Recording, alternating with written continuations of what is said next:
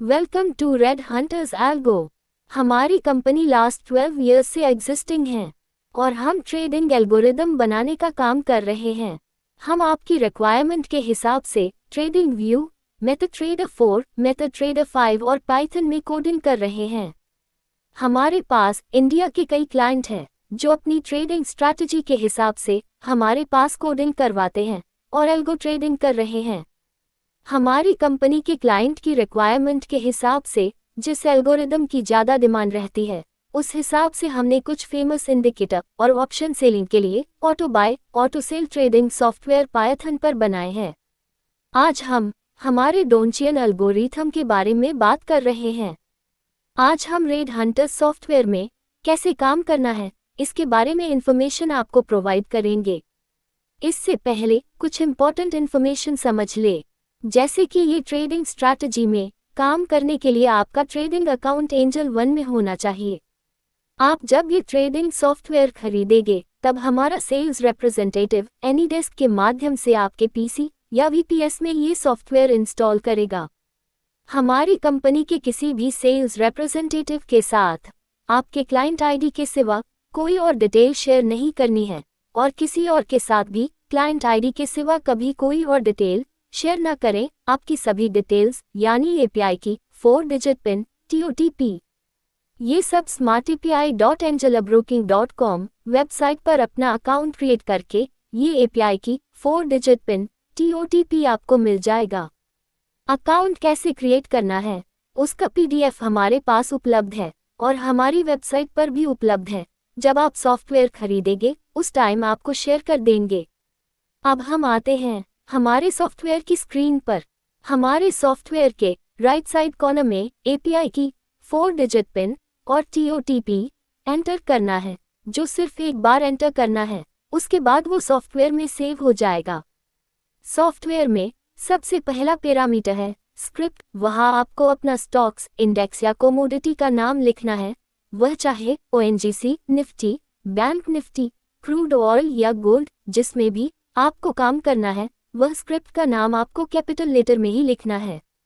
Second parameter है quantity. यह आपको फ्यूचर और ऑप्शन में काम करना है तो आपको लॉट के हिसाब से क्वांटिटी एंटर करनी है। एग्जाम्पल के लिए, अगर आप निफ्टी फ्यूचर में ट्रेड करना चाहते हैं तो क्वांटिटी में 25 एंटर करना है। क्रूड ऑयल में ट्रेड करना चाहते हैं तो क्वांटिटी में 100 एंटर करना है। जितने साइज का लॉट है उतना ही फिगर एंटर करना है। अगर आप इक्विटी में ट्रेड करना चाहते हैं तो आपको अपनी मर्जी के हिसाब से क्वांटिटी एंटर करनी है। थर्ड पैरामीटर है एक्सपायरी डेट। यह आपको फ्यूचर, ऑप्शन, कमोडिटी में काम करना है तो आपको स्क्रिप्ट की सही एक्सपायरी डेट इनपुट करनी है। अगर आप गलत एक्सपायरी डेट एंटर करते हो तो एल्गोरिथम स्टार्ट नहीं होगा। इक्विटी में काम करना चाहते हो तो एक्सपायरी डेट की आवश्यकता नहीं है। आपको दिए गए कैलेंडर में से सही एक्सपायरी डेट पर क्लिक करके डेट सिलेक्ट करें। फोर्थ पैरामीटर है ट्रेड विद ऑप्शन। आपका ये चेक बॉक्स अनेबल है यानी टिक लगा हुआ है तो वह इंस्ट्रूमेंट के ऑप्शन में ट्रेडिंग होगी। यदि चेक बॉक्स डिसेबल है यानी टिक नहीं लगा है तो वह जो स्क्रिप्ट है उसके फ्यूचर में काम होगा या इक्विटी में काम होगा, जो हम आगे एक्सचेंज के पैरामीटर में समझेंगे। फिफ्थ पैरामीटर है स्ट्राइक प्राइस। आपका trade with option check box enable है यानी टिक लगा हुआ है तो वह इंस्ट्रूमेंट के ऑप्शन में ट्रेडिंग होगी। आपको जो भी स्ट्राइक प्राइस के ऑप्शन में ट्रेड करना है वह स्ट्राइक प्राइस एंटर करनी होगी। वही ऑप्शन में हमारा इंडिकेटर प्लॉट हो जाएगा। जब कंडीशन मैच होगी तो ऑटो बाय, ऑटो सेल हमारा सॉफ्टवेयर करेगा। सिक्स्थ पैरामीटर है कॉल ऑप्शन या पुट ऑप्शन। जिसमें आपको काम करना है वह ऑप्शन आपको सिलेक्ट करना है। अगर आपको कॉल ऑप्शन पर काम करना है तो CE पसंद करना है। अगर आपको पुट ऑप्शन पर काम करना है तो आपको PE पसंद करना है। सेवेंथ पैरामीटर है टाइम फ्रेम। इस पैरामीटर के अकॉर्डिंग आप जिस टाइम फ्रेम में काम करना चाहते हैं वही टाइम फ्रेम यहाँ पे एंटर करना है। एग्जाम्पल के तौर पर यदि आप यहाँ 5 लिखेंगे तो एल्गोरिदम 5 मिनट में रन होगा और 5 मिनट के कैंडल क्लोज का इंतजार करेगा और कैंडल क्लोज होने के बाद आपका इंडिकेटर वैल्यू चेक करके एक्शन लेगा।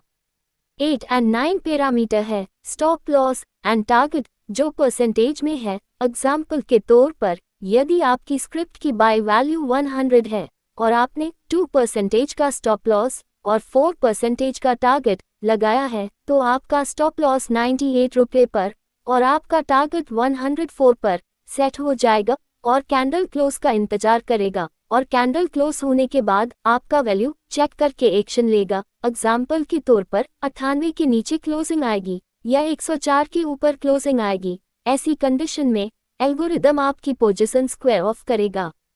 10th पैरामीटर है डोंचियन पीरियड। डोंचियन में 3 लाइन होती हैं, फर्स्ट अपर लाइन और सेकंड लोअर लाइन और थर्ड मिडिल लाइन, जिसमें अपर लाइन के ऊपर कैंडल क्लोज आने से बाय होगा और लोअर लाइन के नीचे क्लोज आने से सेल होगा। आप यहाँ अपने हिसाब से डोंचियन पीरियड या लेंथ आप जो भी अपने हिसाब से रखना चाहते हैं वो आप यहाँ एंटर करें।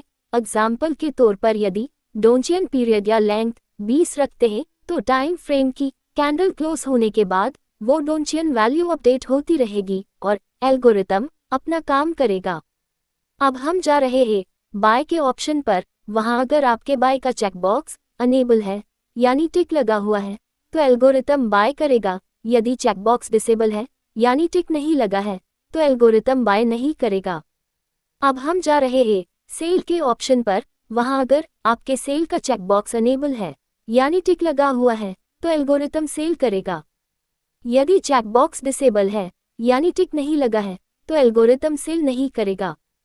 हमारे सॉफ्टवेयर की सबसे अच्छी बात यह है कि अगर आप सिर्फ बाय करके ही ट्रेड करना चाहते हैं और सेल का ट्रेड नहीं करना चाहते तो सिर्फ बाय चेकबॉक्स को इनेबल करें और सेल के चेकबॉक्स को डिसेबल करें। ऑन द कॉन्ट्ररी अगर आप सिर्फ सेल करके ही ट्रेड करना चाहते हैं तो और बाय का ट्रेड नहीं करना चाहते तो सिर्फ सेल चेकबॉक्स को इनेबल करें और बाय के चेकबॉक्स को डिसेबल करें। अगर दोनों चेकबॉक्स इनेबल है तो एल्गोरिथम बाय और सेल दोनों करेगा। अब हम जा रहे हैं पेपर ट्रेड के ऑप्शन पर। वहां अगर आपके पेपर ट्रेड का चेकबॉक्स इनेबल है यानी टिक लगा हुआ है तो एल्गोरिथम रियल ट्रेड नहीं करेगा और आपके अकाउंट में ट्रेड एग्जीक्यूट नहीं होगा। यदि चेकबॉक्स डिसेबल है यानी टिक नहीं लगा है तो एल्गोरिथम आपके अकाउंट में ट्रेड एग्जीक्यूट करेगा यानी रियल ट्रेड होंगे। सभी पैरामीटर एंटर करके आप स्टार्ट बटन पर क्लिक करें और एल्गोरिदम यानी सॉफ्टवेयर स्टार्ट हो जाएगा। अब हम जा रहे हैं रीस्टार्ट के ऑप्शन पर। हमारे सॉफ्टवेयर की सबसे अच्छी बात यह है कि हमारा एल्गोरिथम सॉफ्टवेयर पोजिशनल है, यानी सॉफ्टवेयर ने जो कोई भी पोजीशन बनाई है वह अगर इंट्राडे क्लोज नहीं होती है तो वह पोजीशन को कैरी फॉरवर्ड करता है। यदि आपने वो पोजीशन स्क्वायर ऑफ कर दी है, आपको रीस्टार्ट बटन को इनेबल करके यानी टिक लगाकर स्टार्ट बटन पर क्लिक करना होगा। आप पोजीशन 2 तरह से स्क्वायर ऑफ कर सकते हैं, या तो अपने मोबाइल से या तो हमारे सॉफ्टवेयर के स्टॉप बटन पर क्लिक करके। हमारे सॉफ्टवेयर यानी एल्गोरिथम में स्टॉप बटन दिया गया है, वो बटन प्रेस करने से एल्गोरिथम हमारी जो भी एग्जिस्टिंग पोजीशन है उसे स्क्वायर ऑफ कर देता है और एल्गोरिथम बंद हो जाता है। आप इम्पॉर्टेंट इन्फॉर्मेशन समझ ले, आपने स्टॉप बटन से या मैन्युअली जब भी पोजीशन स्क्वायर ऑफ की है तब रीस्टार्ट के ऑप्शन पर अनेबल करके यानी टिक लगाकर ही सॉफ्टवेयर यानी एल्गोरिदम स्टार्ट करना है, नहीं तो वो पुरानी पोजीशन के साथ ही स्टार्ट होगा। अब हम जानेंगे ट्रेडिंग पैनल के बारे में जो राइट साइड ऊपर कोने में है। यहाँ आपको buy open, sell open, buy price, sell price, buy target, sell target, buy stop loss, sell stop loss जैसे ऑप्शन है। जब भी एल्गो बाय करेगा तब उसके सामने ट्रू हो जाएगा और बाय प्राइस यानी जितने में परचेस हुआ है वो प्राइस डिस्प्ले हो जाएंगी। सेम साइड सेल में भी जब सेल ओपन होगा तब सेल ओपन के सामने ट्रू डिस्प्ले करेगा और sell price and sell target, sell stop loss display होंगी। इससे नीचे हमारे इंडिकेटर की वैल्यू डिस्प्ले होती है जो हमने टाइम फ्रेम सिलेक्ट की है, वो कैंडल जब क्लोज होगी तभी अपडेट होंगी। इससे नीचे हमारे सॉफ्टवेयर में LTP है, उसके सामने हमारी स्क्रिप्ट की रियल टाइम LTP शो करेगी। इससे नीचे हमारे सॉफ्टवेयर में प्रॉफिट एंड लॉस है, उसके सामने हमारी जो भी पोजीशन है उस पोजीशन का रियल टाइम प्रॉफिट और लॉस डिस्प्ले करेगा।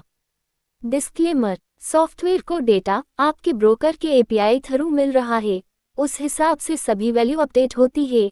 इसमें कई बार लेट डेटा या डेटा स्टॉपेज भी आ सकता है, इसके लिए हम जिम्मेदार नहीं है। इससे इंडिकेटर वैल्यू और प्राइस में थोड़ा वेरिएशन आ सकता है।